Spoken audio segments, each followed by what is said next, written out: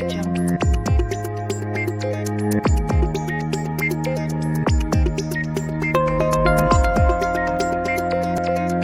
Audio Jungle.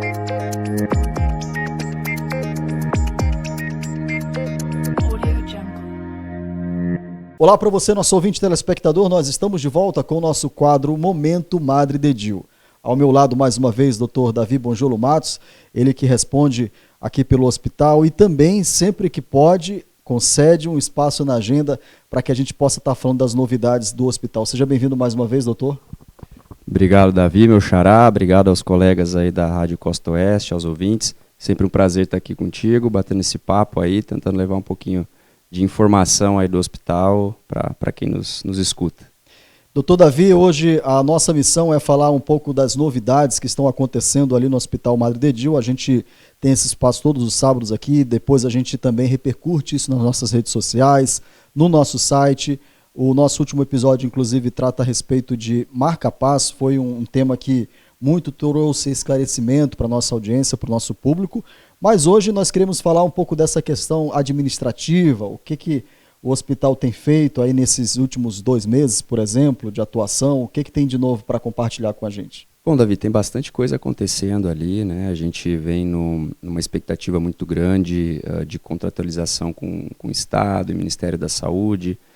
A gente vem pleiteando isso há algum tempo já e eu acho que estamos às vésperas de alguma coisa acontecer aí, né? Como quem conhece o Madre de Dio sabe, o hospital ele sempre foi pensado para a gente atender alta complexidade, né? Média e alta complexidade. Temos ali espaço, estrutura física, equipamentos, que não tem como a gente fugir desse caminho, né? Então o credenciamento que nós estamos pleiteando é para isso, para média e alta complexidade. Entendemos que existe uma defasagem enorme em alguns segmentos aqui, especificamente falando da nossa regional de saúde, que é a 9ª regional. E existe sim um interesse também do Estado, né, dos governantes aí públicos, de resolver esse problema que está instalado, não só no Brasil, digo, não só aqui na nossa regional, mas no Brasil inteiro. Então, algumas coisas ainda precisam acontecer para que, de fato, isso se concretize. Essa semana a gente está finalizando ali a visita da vigilância sanitária, né, porque para renovar, isso é um processo de praxe, existe um prazo sempre um prazo máximo de validade dos alvarás, e sempre quando isso está estourando, existe então uma nova visita, uma nova fiscalização para manter esse alvará ou não, obviamente, né.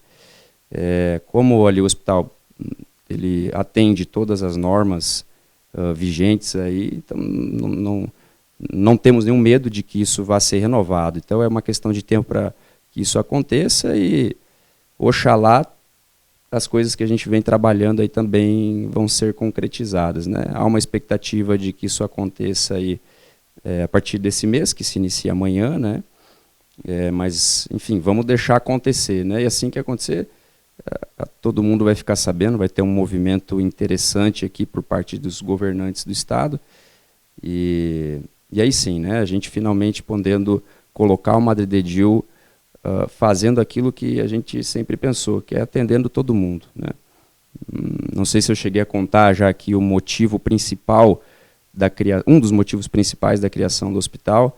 Bom, meu pai e minha mãe vêm de famílias bem humildes, né? Minha mãe de família aqui da cidade, o seu Luiz Bonjolo, a dona Rosa Maria Geller, ali do Laranjita. Tiveram aí 12 irmãos, né? Minha mãe é a penúltima. E a história do meu pai, ela da minha mãe, ela é inserida em fazenda, do meu pai inserida em praia, né? Então meu pai é também filho de Davi, que é da onde veio o meu nome, Davi Pereira de Matos, e da Lisete, que é a minha avó. Meu pai é o mais velho de 3 irmãos, e lá pelas tantas, o meu avô, Davi, foi acometido por um câncer de pulmão, e o meu avô era músico, então ele fazia parte de uma banda que sempre fez espetáculos para arrecadar dinheiro, para aquisição de coisas assim, para o hospital. E uma dessas coisas foi equipamentos para quimioterapia e radioterapia. E quando ele foi acometido por uma doença que precisou utilizar isso, eles não usaram nele, né, por questões financeiras também.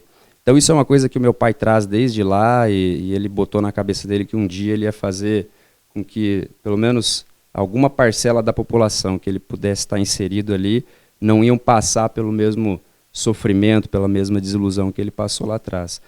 E finalmente a gente está, vamos dizer assim, às vésperas de conseguir fazer com que isso aconteça, né?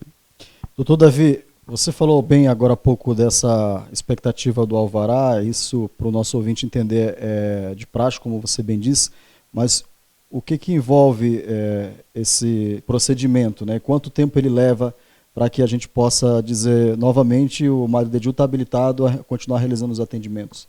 Não, ele está habilitado. Quando você recebe o alvará, você não perde ele porque a vigilância não conseguiu fazer a fiscalização a tempo de renovar. Então, o que acontece? Quando esse prazo se finalizou e ainda não teve a visita da vigilância, o alvará que foi vencido, ele se mantém até que tenha um novo parecer. Então, hoje está tudo certo, mas para fins de credenciamentos do jeito que a gente está falando, eles precisam de que esse alvará não esteja dentro desse período, né, vigente só porque ainda não recebeu a visita. Eles precisam que já esteja vigente de novo, após uma nova vistoria, com validade aí de 1 ano e tudo mais. Então, estamos recebendo, acho que ainda estão lá, passou a semana passada inteira, ainda nessa semana. O prazo ele é muito variado, né, por se tratar de um hospital grande, completo, como o Madre de Diu, eles precisam avaliar absolutamente tudo, UTI, precisa avaliar o UTI neonatal, precisa avaliar a parte de imagem, precisa avaliar o centro cirúrgico, ambulatório, laboratório, né, que nós temos o laboratório próprio, fazemos praticamente todos os exames dentro do Hospital Madre de Diu mesmo. Então, assim, demanda de muita gente avaliando isso, essa estrutura inteira, e depois, obviamente, de um tempo para eles fazerem essas análises, né? O que eles mais fazem agora, nesse momento, é coleta de dados, e depois eles sentam, obviamente, e vão pontuar tudo isso daí, né? Existem lá uma pontuação que se dá, se você atinge essa pontuação, o alvará já está liberado. Então, assim, esse tempo não tem como a gente dizer, pode ser 15 dias, né, como é a nossa maior expectativa, pode ser um pouco mais. Então, assim, eu acredito que de 1 mês não passe, né? Mas é o que vem faltando aí. E, assim, como eu te falei, não está hoje irregular, nós estamos completamente regulares. Digo mais, se for ver aí hospitais na região, talvez de todos aí que vem na sua cabeça, pouquíssimos desses vão ter o alvará. E estão atendendo normalmente aí. Então, assim, a gente também entende que isso sempre foi um dificultador ali do Madre de Diu, bastante retaliação política, o que é muito assim, difícil de se entender, como antes, na primeira pergunta, eu falei dessa grande dificuldade de serviços, né? Existem vários serviços que simplesmente eles estão deficitários, não só aqui na nossa regional, como no Brasil todo. Então, quando se tem uma força oculta assim, para que as coisas não aconteçam, a gente não consegue entender muito bem. A gente entende que tudo isso já foi vencido, foi um trabalho grande aí de bastidores que o hospital fez aí no último 1 ano e meio, e por isso que a gente está bem confiante de que talvez deva se concretizar aí no próximo mês, ou mais tardar no mês seguinte. É importante a gente destacar o seguinte também, você que está nos acompanhando, a gente já trouxe essa informação em um outro momento, mas a gente precisa reforçar novamente, porque a gente entende que alguém talvez não conferiu naquele momento, e você que está nos acompanhando tem também a missão de levar isso adiante, né? Que é justamente esses atendimentos que estão acontecendo 24 horas agora no Hospital Madre de Diu, né, doutor? Isso, então acho que até você fez uma matéria com a gente lá dentro do pronto-socorro, então desde o dia 12 de junho, o hospital já está com o pronto-socorro funcionando 24 horas, e obviamente que nem preciso falar da parte nosocomial, então os setores de internação todos funcionando, né?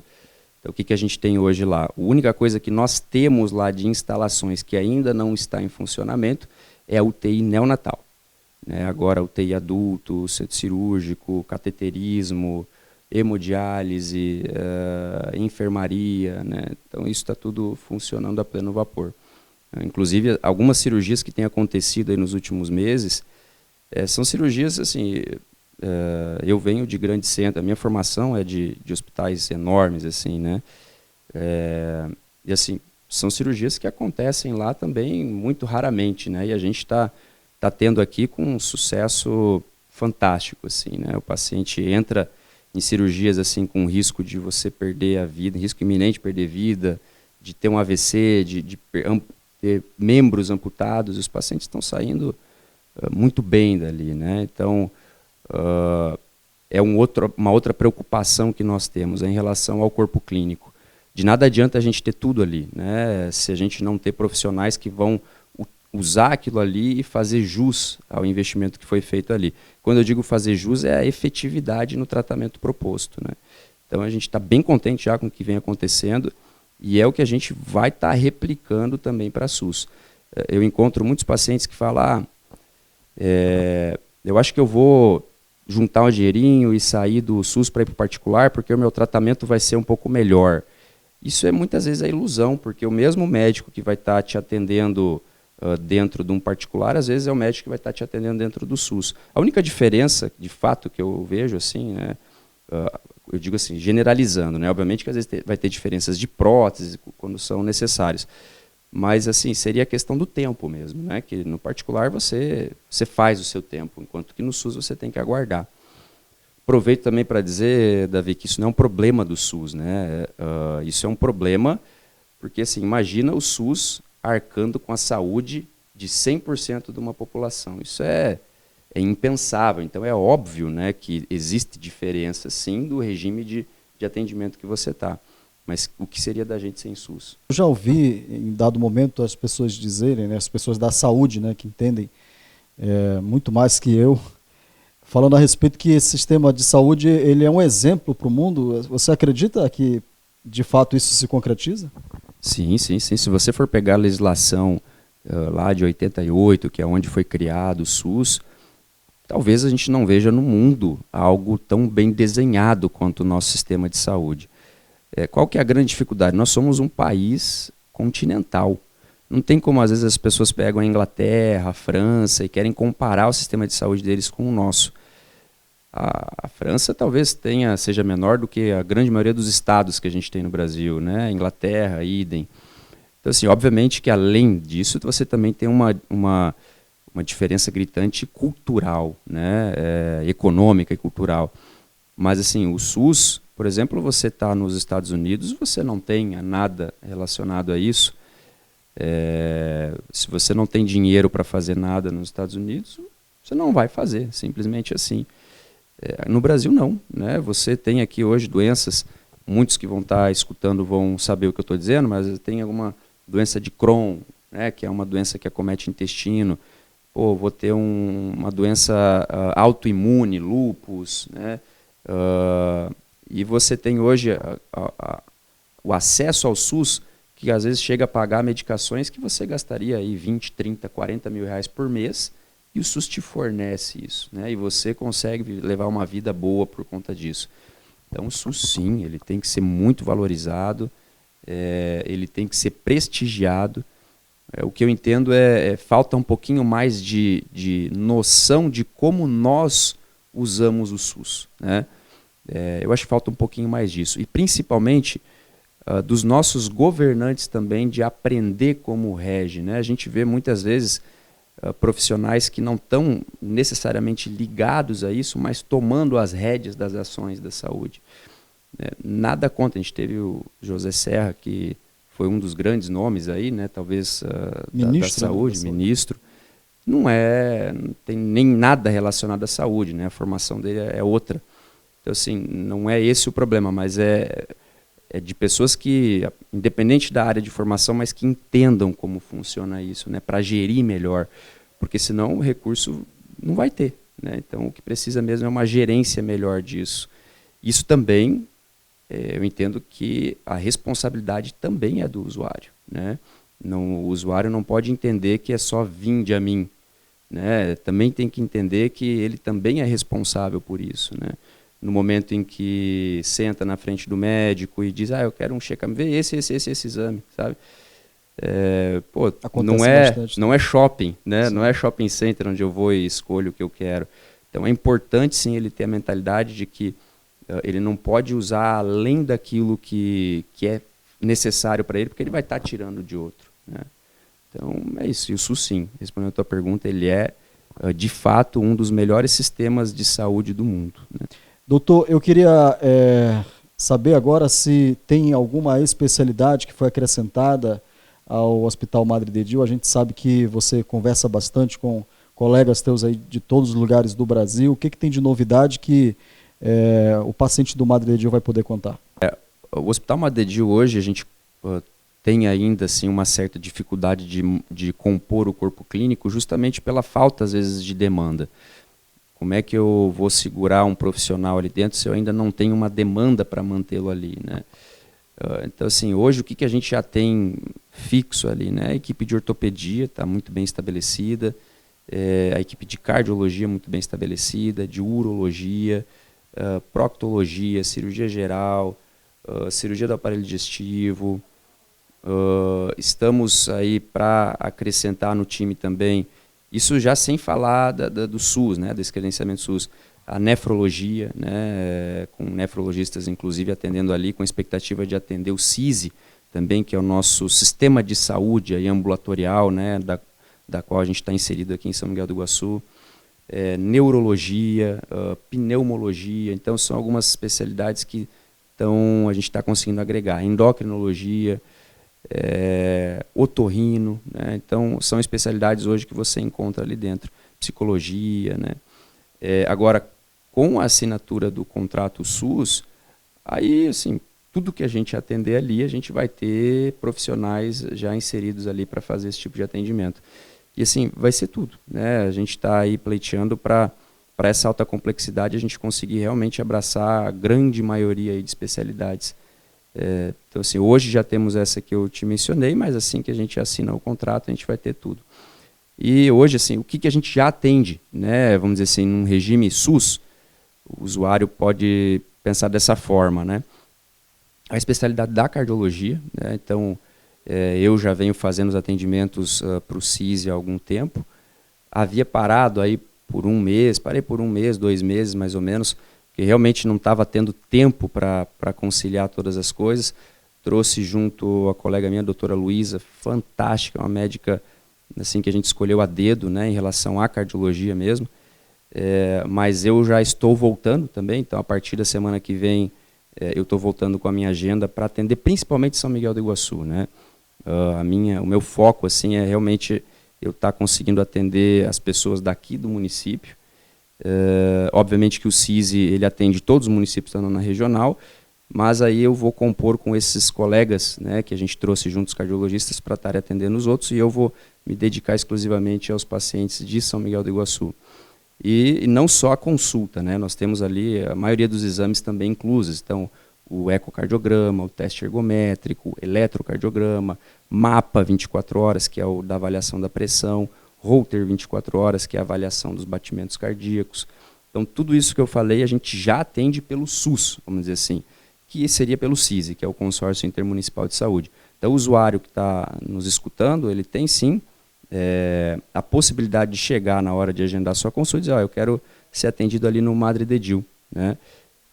Em relação à agenda, nós estamos disponibilizando quase 100% da nossa agenda para esse tipo de atendimento, né?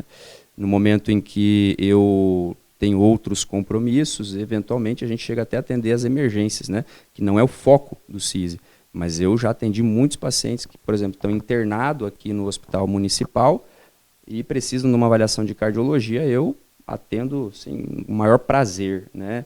Abro um espaço na agenda para receber esses pacientes aí, porque eu entendo que a gente pode contribuir bastante. E a função nossa é essa, é a gente contribuir com o paciente. O resto é consequência, né? Caminhamos então para a reta final da nossa entrevista. Nesse sábado, agradecer mais uma vez ao Dr. Davi por ter aceitado o nosso convite, estar com a gente compartilhando as novidades, as boas novas lá do Hospital Madre de Diu. Num próximo episódio a gente volta a entrevistá-lo falando sobre um outro tema e te agradecer, doutor, mais uma vez por a gente poder levar essa mensagem para a nossa audiência, para o nosso público. Obrigado, Davi. Eu acho que é importante para todo mundo que está ouvindo também se sentir um pouco responsável em relação a isso, né? A gente tem um problema quanto nação de que somos muito acomodados com as coisas. A gente aceita muito fácil o que é imposto para a gente, né? E quando a gente pensa assim que basta um pouco de pressão, às vezes, da população para as coisas acontecerem, né? A gente vê isso acontecendo no mundo todo. No Brasil, a gente viu recentemente aí, né, com essa onda aí, né, do movimento assim que ressurgiu no Brasil, né, um movimento de direita política, assim. Mas eu entendo que falta muito isso em coisas pontuais, como por exemplo a saúde, né? Se a gente pressionar um pouquinho, assim, eu tenho certeza que os governantes passam a olhar também com olhos diferentes, porque todo mundo tem assim respeito às demandas quando elas são de forma coletiva. Se um colega for lá brigar, né, não está tendo isso, a força é pequena. Agora, se as pessoas se unem, né, para um ideal, a chance daquilo ali virar realidade é maior. E assim, eu entendo que hoje o Hospital Madre de Diu precisa muito disso. E como eu falei antes, não precisa para mim, precisa para talvez esses 1.000 e poucos internações por mês que provavelmente deve estar acontecendo aí num futuro próximo. Mais uma vez, muito obrigado, doutor Davi. Não esqueça, para mais conteúdos como esse, você fica por dentro aqui nas nossas redes sociais, tem o nosso Facebook, a nossa página oficial, você pode pesquisar aí, é Rádio Costa Oeste, no Instagram é @Rádio Costa Oeste e também tem o nosso YouTube. Até uma próxima.